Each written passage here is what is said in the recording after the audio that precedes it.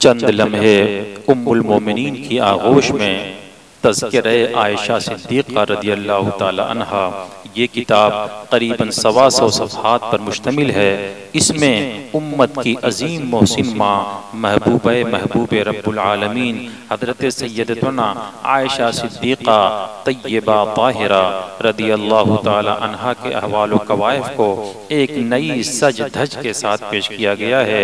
ये गालिबन मुसन्निफ की पहली तसनीफ़ है जो उन्होंने तकरीबन 19 साल की उम्र में कलमबंद की थी। लिखने का दाइया कुछ ये हुआ कि उन दिनों वहाबियों की तरफ से मुआमले इफ़्क को हवा दी गई और एक तूफान बदतमीजी मचाने की साजिश रची गई थी, जिसके जवाब के लिए मुसन्निफ को मैदान में उतरना पड़ा।